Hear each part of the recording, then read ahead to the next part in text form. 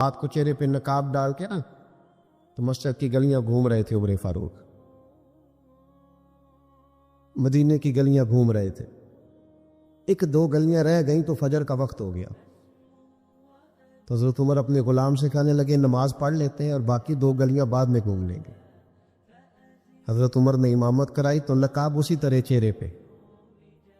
ایک گلی سے گزر رہے تھے تو ایک بوڑھی اماں بیٹھی ہے خیمے میں، بوڑھی کچھ چہرے سے پریشان لگتی ہے، تو حضرت عمر غلام سے کہنے لگے اسے پوچھو کیوں پریشان ہے؟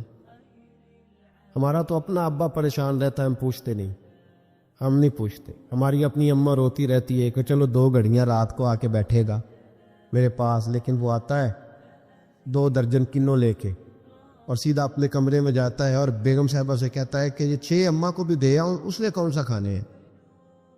تو وہ پلیٹ میں لے کے آتی ہے۔ پھر ماں کا دل ٹوٹتا ہے کہ یہ کمائی تو میری تھی، یہ تو بوٹا میں نے پالا تھا، لیکن یہ کس بیوپاری کے ہاتھ چڑھ گیا؟ ہم تو اپنے ماں باپ کو ٹائم نہیں دیتے، لیکن جب لوگ اللہ سے ڈرتے تھے رویہ کیا تھا؟ حضرت عمر فاروق رضی اللہ تعالیٰ عنہ خادم سے کہنے لگے بوڑھی سے پوچھو۔ تو پوچھا اماں السلام علیکم۔ وعلیکم السلام۔ اماں کیا بات ہے؟ تو اماں کہنے لگی جاؤ دوڑو، تمہیں کیوں بتاؤں، دیہات کی سیدھی سادی بی بی، جاؤ بھاگ جاؤ۔ کہا نہیں اماں مہربانی کرو، اندر تو آنے دو۔ بڑی منت کے بعد اماں مانی۔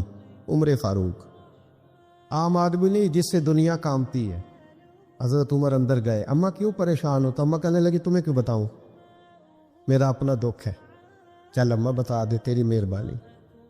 تو اماں کہنے لگی میں ایک بیوہ ہوں، بے اولاد ہوں، کوئی میرا سہارا نہیں، مجھے عمر فاروق سے بڑی شکایت ہے، میرے اوپر 25 دینار کا قرضہ چڑھ گیا ہے اور 3 دن ہو گئے میں نے روٹی نہیں کھائی، اور عمر نے میری خبر نہیں لی۔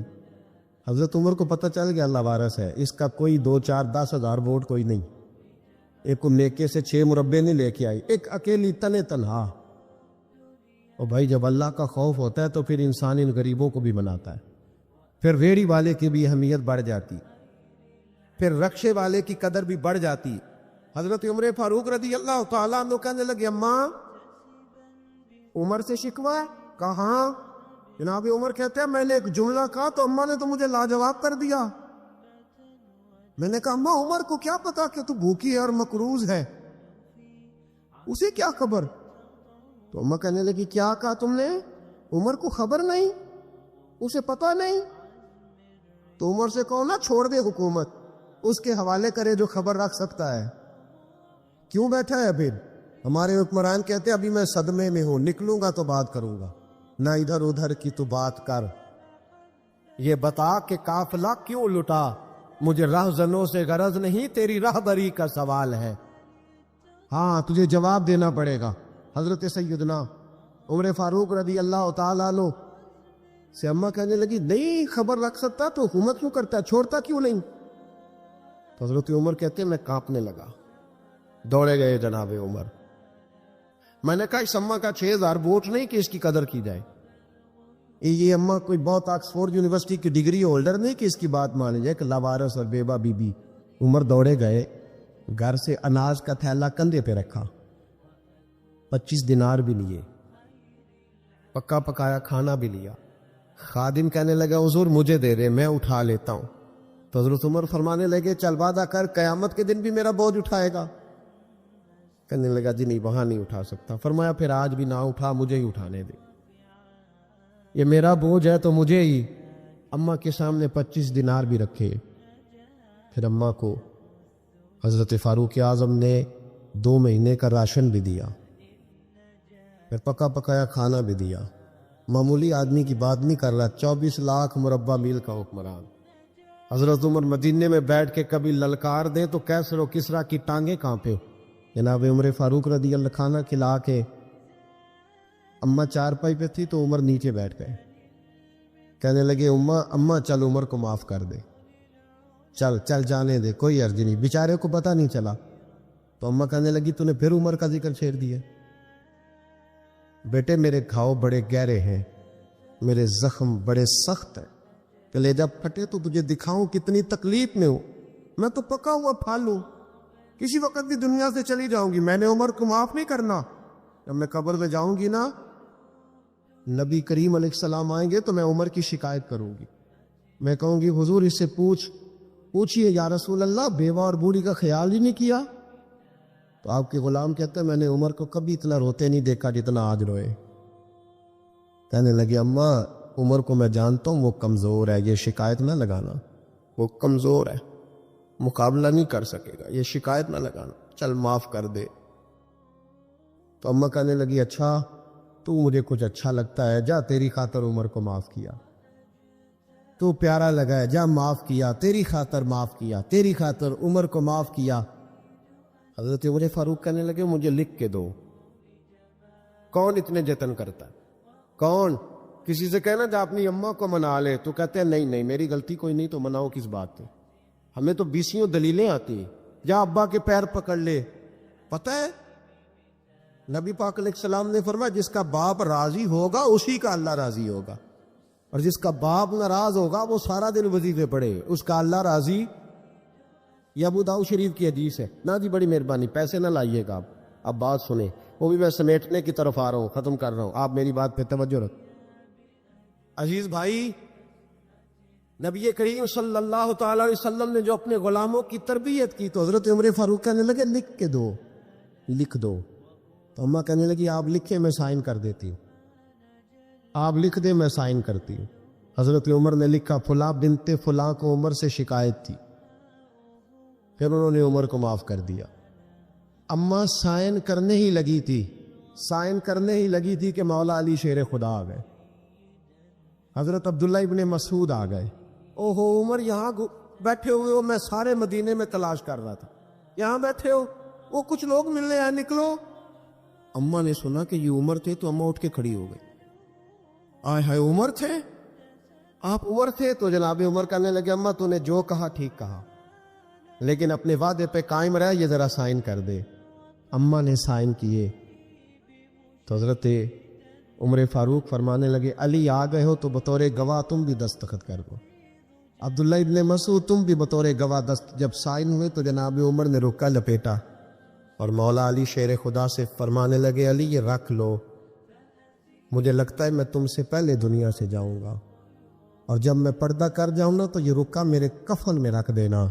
اگر حضور علیہ السلام نے پوچھا نا میری امت کے ساتھ کیا سلوک کر کے آئے ہو، تو رکا نکال کے کہوں گا یا رسول اللہ ایک بوڑھی ناراض تھی، میں اسے بھی راضی کر کے آیا. حضور یہ میں راضی. بھائی جب تک ہم اللہ سے نہیں ڈرتے معاشرہ اصلاح پذیر نہیں ہو سکتا. جب تک یہ وظیفہ پک نہیں جاتا کہ اللہ میرے ساتھ ہے اور اللہ مجھے دیکھ رہا ہے، تب تک حالات بہتر نہیں ہو سکتے. جب انسان یہ وظیفہ پکا لیتا ہے تو پھر چونٹی پہ بھی ظلم نہیں کرتا، پھر وہ گدھے کو ڈنڈا مارتے ہوئے بھی سوچتا ہے. میرے بھائی ایک زمانہ وہ تھا جب حضرت عمر فاروق کی لونڈی نے کلمہ پڑھا. ہاں حضرت عمر لونڈی نے کلمہ پڑھا تو حضرت عمر نے اسے الٹا لٹکا لیا، درے مارتے. بی بی کہتی عمر مجھے اتنا مارتے کہ مارتے مارتے تھک جاتے، پھر پانی منگاتے، پانی پی کے پھر مارتے. یہ وہی عمر ہے جو کہتے جو کلمہ پڑے گا گردن کاٹ دوں گا. یہ وہی عمر ہے جو کوئی غریب مسکین قریب نہیں پھٹک سکتا تھا، لونڈی کو دروں سے مارتے. وہی عمر کلمہ پڑ گئی. اور پہلے تو ایک قبیلے کے سردار تھے نا بھائی، پہلے ایک قبیلے کے سردار تھے تو الٹا لٹکا کے مار. چاہیے تھا نا جب امیر المومنین بنتے زیادہ سخت ہو جاتے، اور ان کے اندر سختی آتی اور امیر المومنین بن گئے. 24 لاکھ مربع میل پر حکومت، 24 لاکھ مربع میل کا حکمران، چہرے پہ نقاب پہنا. کنز العمال میں روایت موجود، وہی عمر جو کل غریب عورت کو دروں سے مارتے ہیں، وہی عمر. انقلاب آ گیا، سوچ بدل گئی، نگاہ اور دل مسلمان ہو گئے. عمر گزر رہے ہیں، ایک گھر سے بچوں کے رونے کی آواز آئی، چہرے پہ نقاب پہنے عمر رک گئے. افلا غلام ساتھ تھا، کہنے لگے پتہ کر کوئی مسئلہ ہے. دروازے پہ دستک دی، بی بی تیرے بچے کیوں روتے؟ کہنے لگے دوڑ جاؤ. کون ہوتے ہو؟ تمہیں کیوں بتاؤں؟ غریب ہر ایک کو نہیں داستان بتائیں. ابھی ایک جماعت آ گئی، مجھے بتاؤ میں حل کروں گا. پھر دوسرا آ گیا زخم ٹٹول لے، مجھے بتاؤ میں کس کس کے سامنے زخم کھولے، کس کس کو بتائیں. یہ بھی کہنے لگی جا دوڑ جا. درجنوں آتے ہیں روز پوچھتے ہیں، پوچھ کے تو بھی جا. آدھی رات کو تو کون ہے؟ حضرت عمر منت کرنے لگے، کہنے لگے بی بی تیری مہربانی بتا تیرے بچے کیوں روتے ہیں. تو عورت تڑپ کے بولی، کہنے لگی تو نہیں جاتا تو سن پھر. میرے بچوں کی غلطی یہ ہے کہ یہ غریب بھی ہے اور یتیم بھی ہے. ان کی غلطی ہے کہ ان کا باپ چلا گیا. ان کی غلطی یہ ہے میں نے غریب گھروں میں پرورش پائی ہے. ان کی غلطی یہ ہے کہ ان کا دادا رئیس نہیں تھا. ان کی کوتاہی یہ ہے کہ ان کا نانا جاگیردار نہیں تھا. ان کی غلطی یہ ہے کہ ان کی ماں جہیز میں کچھ لے کے نہیں آئی. اور کیا پوچھنا ہے؟ حضرت عمر کہنے لگے بہن ماجرا کیا ہے؟ کہنے لگی باپ انتقال کر گیا. عمر جب سے حکمران بنا ہے اس گاؤں میں کبھی اس نے پھیرا ہی نہیں ڈالا، وہ آیا ہی نہیں. میری غریبنی کے بچے ساری ساری رات بھوک سے روتے، وہ کبھی آیا ہی نہیں. یہ غلطی ہے. پہلے تو میں کچھ نہ کچھ ان کو خشک روٹی کھلا دیتی تھی، آج تو گھر میں کوئی شے نہیں. شام سے لے کر پانی اور روڑے ہنڈیا میں ڈالے ہیں، پکاتی جاتی ہوں. کہا تھا چلو سو جائیں گے، اور بھوک بڑی ظالم ہے، نیند بھی نہیں آنے دے. سب روگاں دا روگ محمد، جس کا نام غریبی کنڈ بلا کے لنگ جاندے نہیں دوست یار قریبی. کب بھوک بڑی ظالم ہے، پیٹ بھوکا ہو تو یہ بھی نہیں آتی. سوچتی تھی سو اب تہجد کا وقت ہے پر سوتے نہیں. اب بتاؤ میں کیا کروں؟ عمر تو 24 لاکھ مربع میل کا حکمران ہے، اس کچی بستی میں کیسے پھیرا ڈالے گا؟ حضرت عمر دوڑے گئے. 60 سال عمر، کندھے پہ اناج کا تھیلا رکھا، کندھے پہ. غلام کہتا حضور مجھے دے دے. فرمایا بتا قیامت میں بھی میرا بوجھ اٹھائے گا؟ پھر حضرت عمر لائے. پھر عمر نے اس بی بی کے گھر میں چراغ روشن کیا. پھر بوڑھے عمر کہتے میری بیٹیاں تھیں، میری بیویاں تھیں، میں نے کھانا کبھی نہیں پکایا تھا. میں نے اس بی بی سے کہا بہن تو بیٹھ جا. بیٹھ گئی. عمر کہتے میں نے آگ جلائی. آپ کے غلام کہتے ہیں جب عمر آگ میں پھونکے مارتے تھے تو ان کی داڑھی سے دھواں نکلتا تھا. عمر نے آگ جلائی. پھر فاروق کہتے میں نے کبھی روٹی نہیں پکائی تھی پر آج میں نے آٹا بھی گوندا. 24 لاکھ مربع میل کا حکمران. او بھائی جب تیرا دل اور نظر مسلمان ہوتی ہے تو پھر تو جھوٹے دعوے نہیں کرتا، پھر دین تیرے لفظوں میں جملوں میں تقریروں میں نہیں رہتا. حضرت سیدنا عمر فاروق رضی اللہ تعالیٰ عنہ آٹا گونتے، داڑھی ساری آٹے سے بھر گئی. پھر عمر فاروق روٹیاں پکاتے تو ہاتھ جلتے. پھر سالن پکایا. پھر عمر نے دسترخوان بچھایا. پھر وہ چھوٹے چھوٹے بچوں کا عمر نے منہ دھلایا. پھر فاروق اعظم روٹی کے لقمے ان کے منہ میں ڈالتے اور روتے، کہتے بیٹو عمر کو پتہ نہیں چلا کہ تم بھوکے تھے. بیٹیوں عمر کو خبر نہیں تھی. عمر سے ناراض تو نہیں ہو؟ چھوٹے چھوٹے بچے کہتے ہمیں تو پتہ بھی نہیں عمر کون ہے. عام کیا بات. پھر ان کو عمر فاروق نے کھلایا. پھر فاروق اعظم تیر میں بیٹھ گئے، ان کو ہنساتے رہے. غلام کہتے حضور اب کیا کرتے ہو؟ فرمایا جو میری وجہ سے روئے تھے انہیں خوش نہ کروں. عمر فاروق رضی اللہ تعالیٰ عنہ ہر سال حج کرنے جاتے تھے. بھلا کس لیے؟ آپ حکم دیتے تھے لوگوں کو کہ جو میں نے گورنر بنائے وہ بھی سارے حج پہ آئیں. خود بھی جاتے تھے اور سب علاقوں کے لوگوں کو فرماتے تھے بتاؤ تمہارے گورنر کی پوزیشن کس طرح کی ہے. اور آپ نے حکم دیا تھا کہ کسی گورنر کو اجازت نہیں کسی عام آدمی کو مارنے کی. یہاں تو پولیس والا جرم بعد میں بتاتا ہے، 10 تھپڑ پہلے مار دیتا ہے.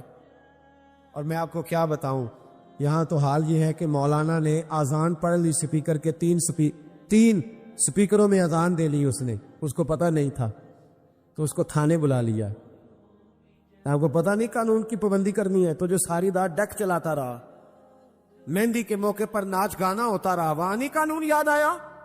آپ نے محفل کرانی ہو تو آپ کو اپلیکیشن دینی پڑتی ہے.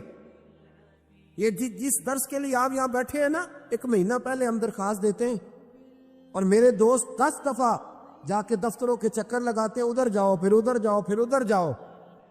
پھر ہمیں اجازت ملتی ہے کیا کرنے کی؟ بلا رسول اللہ کا دین بتانے کی، نبی پاک کا. بولیے تو یہ جو سیاستدان بڑے بڑے جلسے کرتے ہیں، یہ ان کو بھی ایسے ہی بگایا جاتا ہے. وہ کہتے ہیں جی نہیں ملے گی اجازت، نہیں ملے گی اجازت، نہیں، آخری رات کہتے ہیں چلو دے دی اجازت. کیا تماشا ہے. امیر کے لیے انداز اور ہے، غریب کے لیے اور ہے. چھوٹی چھوٹی باتوں پہ، چھوٹے چھوٹے معاملات پہ سینکڑوں علماء نے جرمانہ دیا. سینکڑوں علماء نے. کس بات کا؟ سپیکر 3 کیوں لگے ہوئے؟ 1 لگاؤ. 1. اب تمہیں اذان سے بھی تکلیف ہونے لگی ہے. سپیکروں میں کیا ہوتا ہے؟ تقریروں تو بڑے زمانے کی بند ہو گئی، لاؤڈ سپیکر بھی، اذان ہی پڑی جاتی ہے نا. لیکن میں کیا کروں، میں تو اس قوم کے بیچ رہتا ہوں جو کہتی ہے بس ٹھیک ہے مذہب تھوڑا سا ہی صحیح ہے، مسجد جائیں گے تھوڑا سا مذہب ٹھیک ہے، باقی ہم نے دنیا داری کر. خدا را سمجھیے اور غور فرمائیے کیا ہو رہا. حضرت عمر فاروق رضی اللہ تعالیٰ عنہ نے کہا کسی آدمی کو اجازت نہیں، کسی کو. یہاں تو مار مار کے حشر کر دیا جاتا ہے. کہتے ہیں تجھے بلایا تھا تو آیا کیوں نہیں؟ حالانکہ قانون کے اندر پہلے اس کے وارنٹ لیے جائیں، پھر اس کو مارنے کی اجازت ہو. جب ریمانڈ دے دیا جائے گا کہ اب اس پر تم کر سکتے ہو کوئی تفتیش کے لیے، اس پر کسی قسم کی سختی، تب. لیکن غریب آدمی ہے نا، تو چوک میں رسوا کر دیا گیا. معاذ اللہ تعالیٰ یہاں تو ایسی چیزیں ملتی ہیں کہ عورتوں کو تھپڑ مارے جاتے ہیں. سوشل میڈیا پہ ایسی خبریں آتی ہیں کہ بوڑھوں کو پکڑ کے ڈال لیتے، کہتے تیرا بیٹے پہ مقدمہ ہے، تو چلنا ہمارے ساتھ تھانے، تیرا بیٹا خود بخود آ جائے. اس ظلم کی شریعت اجازت نہیں دیتی، نہیں دیتی شریعت اجازت. میرے نبی پاک علیہ السلام نے فرمایا ابو جال کے بیٹے کے سامنے اس کے باپ کی توہین نہ کرے، اس لیے کہ غلطیاں ابو جال کی ہیں، اس کے بیٹے کی تو نہیں ہے نا. ان کے سامنے نہ بات کرنا، وہ تو مسلمان ہو کے آ گئے. لیکن ہمارا کس طرح کا نظام، کس طرح کا مزاج ہم لوگوں نے اپنا لیا. حضرت عمر نے کہا کسی گورنر کو بھی اجازت نہیں. کانسٹیبل تو دور رہ گیا، ایس ایچ او تو دور رہ گیا، گورنر کو اجازت نہیں کسی غریب کو مارنے کی. حضرت عمر بن عاص کہنے لگے اگر تادیبر مارنا پڑ جائے، یعنی تھوڑا سا سمجھانے کے لیے، بچے کو نہیں بندہ مارتا تادیبن تنبیہن، تو حضرت عمر کہنے لگے اس کی بھی تمہیں اجازت نہیں.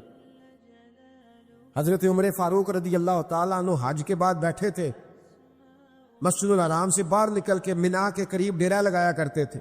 پوچھتے تھے بتاؤ کسی کو شکایت تو نہیں؟ ایک آدمی کھڑا ہو گیا، اس نے کہا میرے گورنر نے مجھے دروں سے مارا ہے، میرے گورنر نے مجھے دروں سے مارا. عمر نے فرمایا بلاؤ نا گورنر کو. کس کو؟ ملے ہو کبھی پنجاب کے گورنر سے؟ کیوں؟ سندھ میں رہتے ہو جی، خیبر پختونخوا میں ہیں آپ، پنجاب کے گورنر سے کیوں نہیں ملے؟ ملا میں بھی نہیں، لیکن سوال یہ ہے کہ وہ کس بستی کے وہ راہی ہیں، کہاں رہتے ہیں؟ ہمارا گورنر ہے نا. آئے نا میدان میں نکلے، لیکن ہمیں کوئی، میرا تو خیال ہے بہت سارے لوگوں کو نام بھی نہیں آتا ہوگا، تو کس لیے گورنر بنایا اسے؟ گورنر ہاؤس میں بیٹھنے. کیا تماشا ہے، کس طرح کا رویہ ہے. اور یہ غلطی میری اور آپ کی ہے، ہم مجرم ہیں اس نظام کو بناتے. غور کریں اور یاد رکھیں. گورنر صاحب آؤ بھائی، گورنر صاحب حاضر ہوئے تو حضرت عمر کہنے لگے اس غریب کو مارا ہے، مجمع لگا ہے، گورنر بھی بیٹھے، سارے اس کو مارا ہے. اس نے کہا جی ہاں فلاں بات. فرمایا بات نہیں میں کہہ رہا، تمہیں کہا تھا تم نے مارنا نہیں. قاضی کے پاس لے جاؤ، عدالت میں مقدمہ کرو، سزا ہوگی تو پتہ چلے تم نے کیوں مارا. گورنر صاحب نے گردن جھکائی تو وہ امیر آدمی صلح نہیں کرتا غریب سے، اور چل جانے دے. تو غریب آدمی یہ کہتا چلو ٹھیک ہے. چودھری صاحب بھی کہتے ہیں چھٹ، تو کون سا مقابلہ کر سکتا ہے، تو کون سا ہوتا ہے کہ نہیں ہوتا. تو پھر کیا کرے گا غریب آدمی؟ سب اس پہ پریشر، صلح کے لیے پریشر ڈال رہے. اس نے گردن جھکائی تو بہت سارے گورنر سمجھنے لگے کہ حضرت عمر کہیں گے چل معاف کر دے. گردن بھی جھک گئی، معذرت ہی ہو گئی. تو حضرت عمر فاروق رضی اللہ تعالیٰ عنہ نے غریب کے ہاتھ میں درہ دیا. فرمایا جا آپ گورنر کی طرف، جتنے اس نے تجھے مارے تھے تو بھی اتنے درے مار اس کو درے، لوگوں کو پتا چلے یہ ظلم کا نظام نہیں، یہ محمد عربی کا نظام ہے صلی اللہ تعالی علیہ وسلم. یہ درے مارے جائیں گے. حضرت عمر بن عاص اٹھے اور عرض کی حضور گورنروں پہ یہ بات بڑی مشکل گزر رہی ہے، مہربانی فرمائے تنہائی میں یہ کام کر لے، تنہائی میں.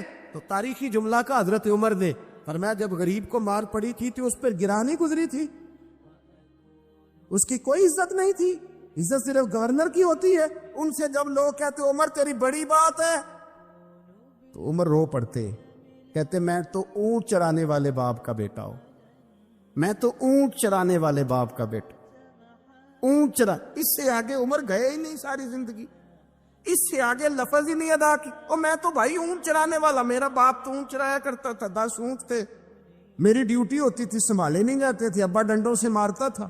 ساری زندگی عمر حج کرنے گئے، ایک خشک تنا کھجور کا عمر فاروق رضی اللہ تعالیٰ عنہ نے اس کو اپنے کلاوے میں لیا، رونے لگے۔ لوگوں نے کہا عمر کیا ہوا؟ فرمانے لگے یہاں میں اونٹ چرایا کرتا تھا، یہاں میں اونٹ چراتا تھا، 10 اونٹ سنبھالے نہیں جاتے تھے۔ دیکھو رسول اللہ کی شان۔ ہم جب کلمہ پڑھتے ہیں نا تو ہمارا حضور سے ایک معاہدہ ہو جاتا ہے کہ آپ نبی ہیں، ہم امتی ہیں، آپ آقا ہے، ہم غلام ہیں، آپ ہمارے پیشوا ہیں، مقتدا ہیں، ہم آپ کے قدم بقدم چلنے والے۔ اب ہمیں اپنی مرضی نہیں کرنی، سنت اور شریعت کو دیکھنا۔ تو جو یہ وعدہ پورا کرے گا وہ حوض کوثر پہ آئے گا، اسے جام ملے گا۔ اور نبی کریم علیہ السلام نے فرمایا، مسند ابو یعلا میں حدیث موجود ہے، فرمایا جو مجھ سے کیے ہوئے وعدے توڑے گا وہ میری شفاعت نہیں پائے گا اور حوض کوثر پر بھی میرے پاس نہیں آ سکے۔ اسے وہاں آنے کی توفیق، یار کیا دیر ہے سنت پر عمل کرنے میں؟ مجھے بتاؤ نا، کیا مجبوری ہے ہم شریعت اور سنت کا پاس نہیں کرتے؟ مجھے بتاؤ، نماز پابندی سے پڑھنے میں آخر کون سی دقت ہے؟ سچ بولنا آخر کتنا کو مشکل ہے؟ یہ حضور کی سنتیں، دل کو سینے اور بغض سے پاک رکھنا آخر کتنا کو مشکل؟ اور میرے بھائی کے داڑھی اللہ نے مرد کو دی ہے، بی بی کو دی ہی نہیں اللہ نے۔ رب چاہتا ہے مرد کے چہرے پر دیکھنا پسند، آخر کیا دشواری؟ اس کا کوئی بوجھ ہے؟ کیا مشکل ہے؟ کیوں نہیں سمجھتی؟ کس بات کا انتظار؟ ہمارے بیچ میں کتنے لوگ اٹھ نہیں گئے، دنیا چھوڑ نہیں گئے، ہم نے بیٹھے رہنا ہے۔ تو بس سنت پر عمل کریں۔ حضور فرماتے جس نے میرے معاہدے توڑے، اس نے وعدہ کیا تھا کہ غلامی کرے گا، وعدہ کیا تھا سنت پر عمل کرے گا، اس کا معاہدہ تھا کلمہ پڑھتے وقت کہ جو محبوب کہیں گے وہ میں کروں گا۔ اور پھر بعد میں اس نے مجبوریاں ڈال لی، بعد میں برادری ڈال لی، بعد میں نوکری ڈال لی بیچ میں۔ اللہ رسول کے بیچ نوکری کہاں سے آ گئی؟ پیسے کہاں سے آ گئے؟ اولاد کہاں سے آ گئی؟ اس کے بیچ ذاتی خواہش کہاں سے آ؟ اس کے بیچ تو کوئی اور چیز نہیں ہونا چاہیے۔ میرے بھائی، سنت پر عمل کرو گے، محبوب کے طریقوں پہ اپناؤ گے تو حوض کوثر کا جام پاؤ گے۔ ہمارے ہاں نہ دوستیاں بنتی ہیں، تعلقات بنتے ہیں، پر وہ اس طرح بنتے ہیں یا مزاج ملتے ہوں یا مفادات ملتے ہوں۔ مزاج نہ ملے، مفاد نہ ملے تو ہم آپس میں دوستیاں کرنے کو تیار نہیں ہوتے۔ خدا کے بندو، اگر چاہتے ہو نا دوستی میں لذت رہے،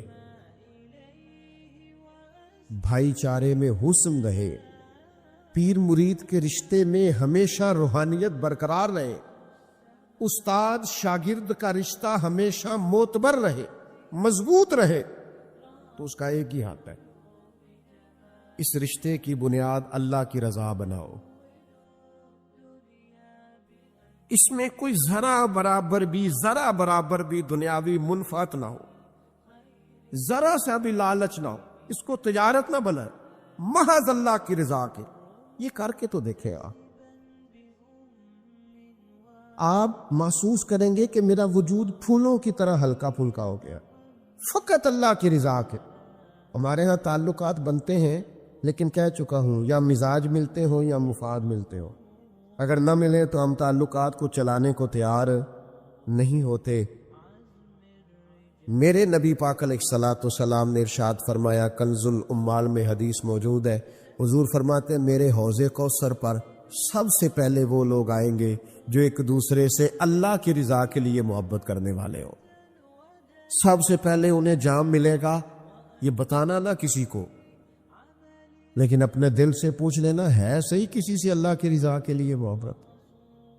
کوئی لالچ نہیں، ہمارے اسا فرمایا کرتے تھے ہم تو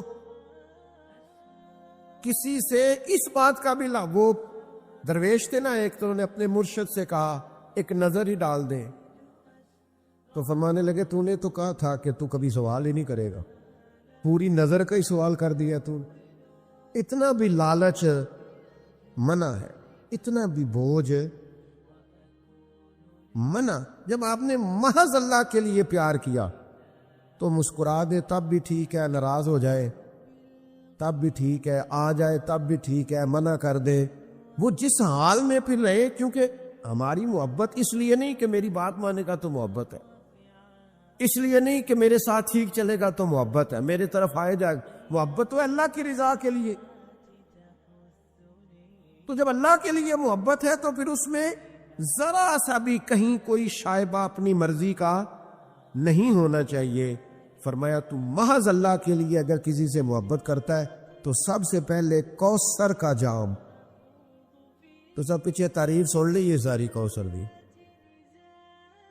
فرمایا پہلا جام ان کو ملے گا جو کسی سے پیار کریں گے تو محض اللہ کی رضا کے لیے کریں، یہ کریں، یہ نہیں ہے تو بنائیں، یہ اگر گنجائش ابھی تک سینے میں نہیں ہے تو یہ پورا باب ہے بخاری مسلم میں، کسی سے محبت کرنی ہے تو اللہ کے لیے،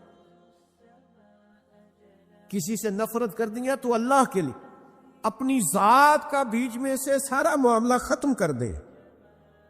امام حسن روایت کرتے، مسند احمد میں موجود ہے، نبی پاک نے فرمایا جو میری اولاد سے بغض رکھے پڑھے جتنی مرضی نمازیں، کرے ہر سال حج، صدقات و خیرات اتنا دے کہ شرق و غرب میں لوگ اس کو سخاوت کی مثال مانے، لیکن امام حسن فرماتے ہیں کریم نے فرمایا جو میری اولاد سے بغض رکھے گا وہ میرے حوض کوثر پہ نہیں آئے گا۔ مجھے آپ کا نہیں پتا، مجھے تو وہ بندہ اچھا نہیں لگتا جو میرے بچوں سے نفرت کرے، آپ کو بھی اس کا اندازہ ہوگا۔ ہماری مائیں کہا کرتی تھی میرے بچیاں نے سر تے کدے ہاتھ نہیں رکھیا، مینوں کیویں چنگے لگ سکتے، وہ بھائی نہیں اچھا لگتا وہ شخص۔ اولاد رسول کا پیار، عظمت آل نبی کہیں بھول نہ جانا لوگوں، وہ دیکھنا، غیر کی باتوں میں نہ آنا لو۔ اس دور کے جھگڑے، خطیبوں کی خطابت، مناظرین کے مناظرے، لوگوں کی جنگیں، بحثیں، الجھاؤ، ان میں نہ پڑنا، بس جہاں اولاد رسول کی بات آئے بھئی اصلاں نال جے نیکی کریے اور نسلاں تاک نہیں بھول دے۔ محبوب کی اولاد کی نوکری کرنا، خدمت کرنا، غلامی کرنا، ڈیوٹی کرنا، اس کو بھول نہ جانا۔